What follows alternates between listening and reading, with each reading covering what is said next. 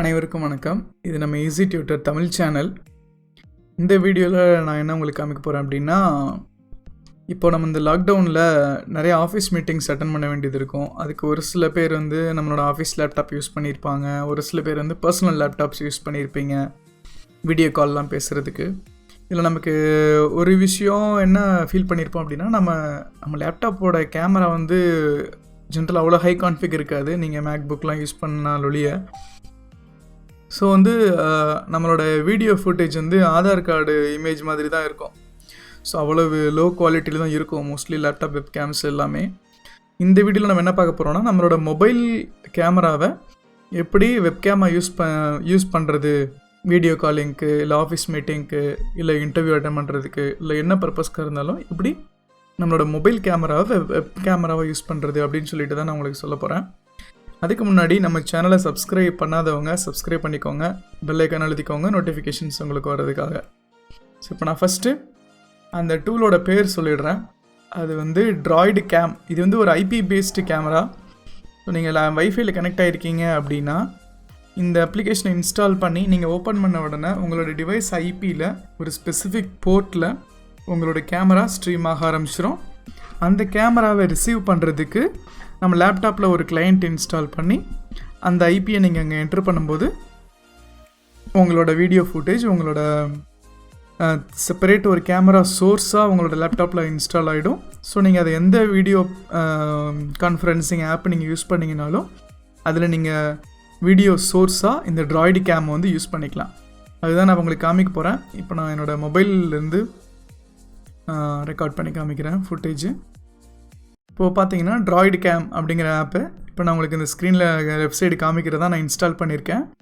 இது நீங்கள் ஓப்பன் பண்ணிங்க அப்படின்னா இதில் வந்து என்னோடய ஐபி காமிக்கும், அது எந்த போர்ட்டில் ரன் ஆகுது அப்படின்னு சொல்லிட்டு காமிக்கும். இந்த கேமராவோட சோர்ஸை வந்து நீங்கள் டேரெக்டாக ப்ரௌசரில் இந்த யூஆர்எல் என்ட்ரு பண்ணியும் நீங்கள் பார்க்க முடியும். ஃபஸ்ட்டு இங்கே போய்ட்டு இப்போ ஆல்ரெடி இது ஸ்டார்ட் ஆகிடுச்சு. இங்கே வந்து நீங்கள் கேமராவை செலக்ட் பண்ணிக்கலாம். ஃப்ரண்ட் கேமரா காமிக்கணுமா, பேக் கேமரா காமிக்கணுமா அப்படின்னு சொல்லிட்டு நீங்கள் செலக்ட் பண்ணிக்கலாம். இப்போ வந்து நான் ஃப்ரண்ட் கேமரா நீங்கள் செலக்ட் பண்ணிக்கிறேன்.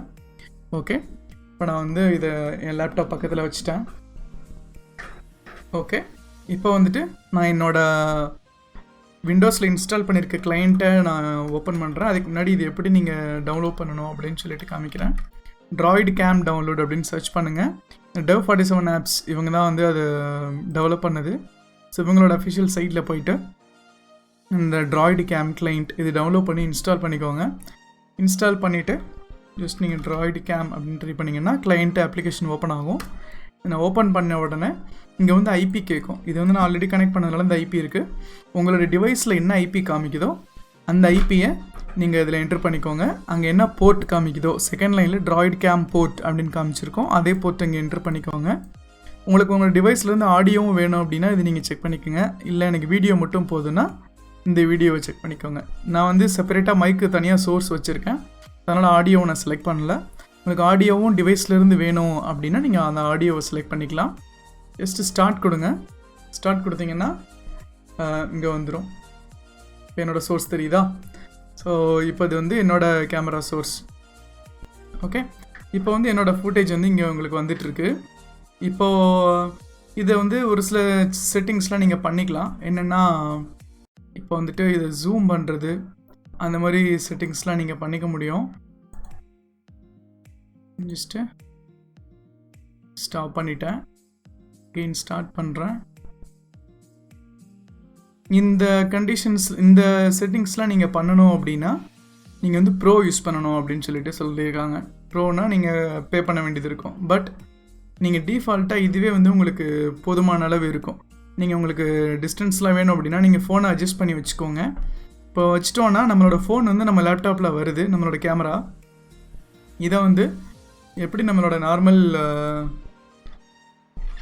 கான்ஃபரன்சிங் இதில் யூஸ் பண்ணுறது அப்படின்னு நான் உங்களுக்கு வந்து ஸ்கைப் வச்சு நான் உங்களுக்கு காமிக்கிறேன், சோர்ஸ் ஆட் பண்ணி காமிக்கிறேன். இப்போ நீங்கள் பார்த்தீங்க அப்படின்னா இதில் நான் செட்டிங்ஸ் போயிட்டேன்.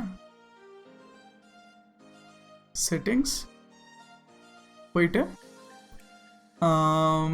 இதில் வந்துட்டு ஆடியோ அண்ட் வீடியோ இங்கே பார்த்தீங்கன்னா உங்களுக்கு Droidcamோட சோர்ஸ் வந்து காமிக்குது. ஸோ அதில் உங்களோட வீடியோ ஃபுட்டேஜ் வந்துடும்.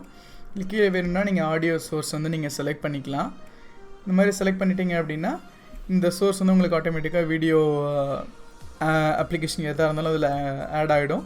ஸோ நீங்கள் ஃபர்தராக நீங்கள் வீடியோ சேட்டோ இல்லை நீங்கள் இன்னொரு மீட்டிங்கோ இல்லை கான்ஃபரன்ஸோ என்ன அட்டன் பண்ணுறீங்க அப்படின்னாலும் இந்த வீடியோ சோர்ஸ் வந்து நீங்கள் எங்கே வேணால் யூஸ் பண்ணிக்கலாம் சிஸ்டமில். ஸோ இந்த வீடியோ உங்களுக்கு யூஸ்ஃபுல்லாக இருந்திருக்கும்னு நினைக்கிறேன்.